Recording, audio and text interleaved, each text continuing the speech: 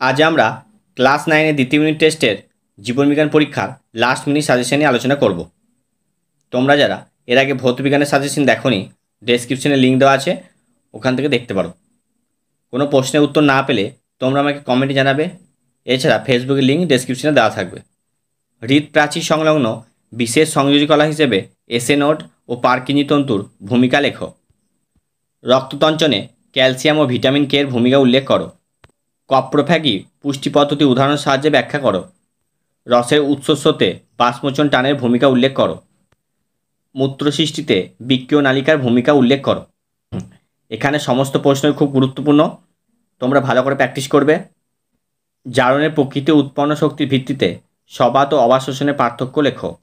রক্ত সঞ্চালনের ক্ষেত্রে ক্রস ম্যাচিংয়ের ভূমিকা উল্লেখ করো।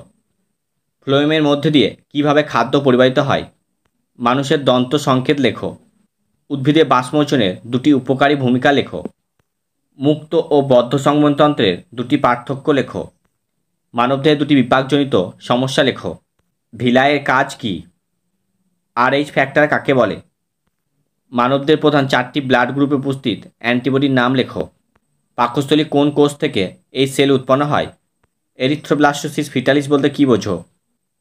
মৌলবিপাক হার বলতে কী বোঝো? গ্লোমেরুলীয় পরিশ্রুত তলকে মূত্র বলা যায় না কেন? শিরা ও ধমনীর পার্থক্য লেখো।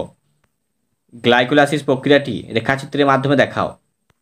রেখাচিত্রের মাধ্যমে ক্রেবস চক্রটি দেখাও। ক্রেবস চক্রকে টিসে চক্র বলে কেন? বাষ্পমোচনকে প্রয়োজনীয় ক্ষতিকারক প্রক্রিয়া বলা হয় কেন? উদ্ভিদের রেচন ত্যাগের যে কোনো 3টি কৌশল বর্ণনা করো। মিথজীবী পুষ্টি বলতে কী বোঝো? উদাহরণ দাও। ব্যাপন ও অভিস্রবণের দুটি পার্থক্য লেখো। উদ্ভিদের রেচন পদার্থ গদের দুটি অর্থকারী গুরুত্ব লেখো। সালোক সংশ্লেষে কার্বন ডাইঅক্সাইড ও সূর্যালোকের ভূমিকা লেখো। এখানে তোমরা জলেরটাও লিখে নেবে। মানুষের রক্ততঞ্চনের পর্যায়গুলি সংক্ষেপে লেখো। মানুষের শ্বাসপেশিগুলির নাম লেখো। শ্বসন ও দহনের পার্থক্য লেখো। সন্ধানের অর্থনৈতিক গুরুত্ব লেখো। রক্তের শ্রেণীবিভাগের তাৎপর্য কী? প্রদত্ত উৎসেচকগুলির ক্ষরণস্থান ও খাদ্য পরিপাকে ভূমিকা লেখো।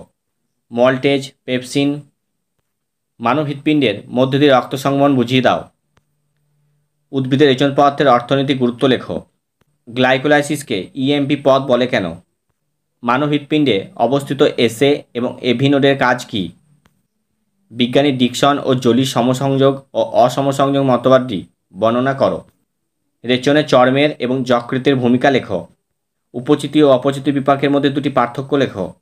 বাষ্পমোচনে একটি উপকারী এবং একটি অপকারী ভূমিকা লেখো। স্যাঙ্গুইনিভোর কী? উদাহরণ দাও।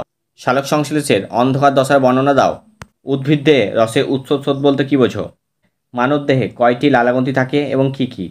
লালাগ্রন্থিগুলির অবস্থান লেখো। রক্ততঞ্চনের দুটি তাৎপর্য লেখো। আজ এখানেই শেষ করলাম। দেখা হচ্ছে পরবর্তী ভিডিওতে।